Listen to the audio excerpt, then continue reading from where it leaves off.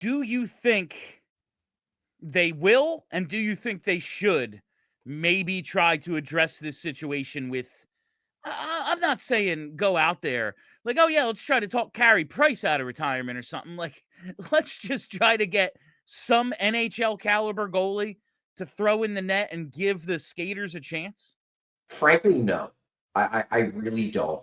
Number one, what I would immediately do is I would immediately give Fedotov another shot, because I do think they tossed him to the side a bit too soon, and I don't think it was quite fair to him. So that's the easy thing I do. I give Fedotov another shot because, like, what's he going to be worse than what Kolosov did tonight?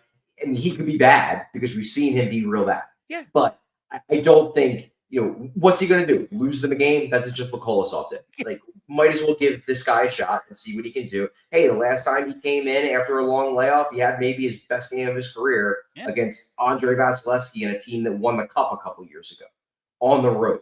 So maybe Fedotov can bring you something else.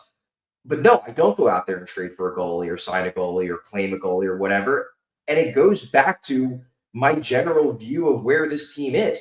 I've noted this on multiple occasions that the best way, if you're going to stealth tank, the best way to do it is have a team that is playing well and gets torpedoed by its goaltender. Look, I would like to see the Flyers make the playoffs this year. I think it would be good for a lot of the young guys to get that experience. I'd just like to see this team continue to trend upwards. But if they're going to be bad, this is the way to be bad, because it means that your skaters are still playing well. You're still driving play at 5-on-5. You're still creating chances. You're still scoring goals. You're just getting let down by your goaltender. So, and the positive of that is then you end up with the 7th or 8th overall pick, and maybe you have a better chance of getting the 1C you so desperately need. So for me, I just let it ride. If the goalies get better, great. If they don't, well, that stinks. They don't make the playoffs and they fall out of contention and they're not playing meaningful games well into March. But maybe that gets outweighed by the fact that you can have a better chance of getting the 1C you need so badly in the top 10.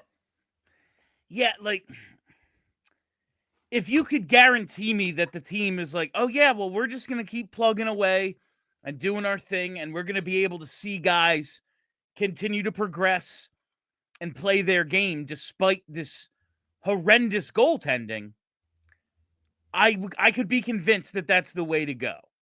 And I agree. Like, they probably need a top 10 pick more than they need, to make the playoffs or something. That's pretty obvious. But I don't know how much longer the guys will continue to play well if they're getting 800 goaltending. Like, that's the issue. At what point does it go back to, yeah, everyone has lost their structure, no one has any confidence, we can't take risks for goals anymore, because every time there's an odd man rush the other way, we give up a goal. Even when we keep our structure, like, oh yeah, but we screened them in the shot, and it went in. Like, I can see arguments both ways. Like, ultimately, it probably just makes the most sense to eat it and hope you get, the 6th overall pick or something. But damn, man, it's got to be a bummer for the players on the ice. Oh, I'm sure it is. I feel bad for it. I felt bad for them in this game because I thought they played well enough. Maybe, whether it was to win or lose in overtime or shoot, I thought they played well enough to take this game at least to extra time. I thought the skaters played well enough for that outcome. They were let down by their goaltender. So I feel bad for them. Going back to your original question, though, about, how long does it last when they're still playing with structure, when they're still playing well at 5-on-5, while the goaltending is playing this poorly? I don't know. And you're right. It's tough. It's really tough for guys to not get demoralized. That said, if there's one coach that could keep them from falling apart, you would think it's John Tortorella. You would think that with all the mind games he plays and the fact that he has such power in the organization to push guys out if he doesn't think that they're giving their all, this is kind of why you have him. You have him to make it so the whole thing doesn't fall apart. And will it be a tough task for a head coach? Sure. But that's kind of why you have Torts here. So I have to believe that he has the ability. Whether he can do it, I don't know. Maybe the goalies will get better and he won't have to. But I have to believe that Tortorella can keep this team on track even if the goalies fall apart. If he can't, then I don't think anybody can. Well, that's the yes, and I'm going to make a point about culture later if we get to it. If not, it's going to be a tomorrow thing. We actually have a studio show tomorrow, We do. Sam. Sure So do. tune in for that. But it's I can just see it getting so old.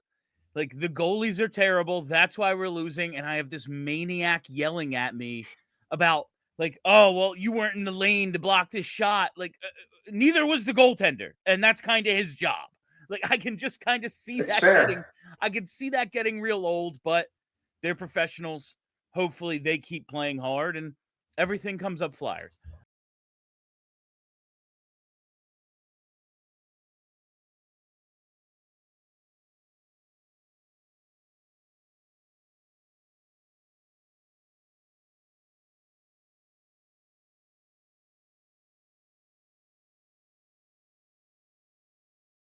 We all silly like the mayor.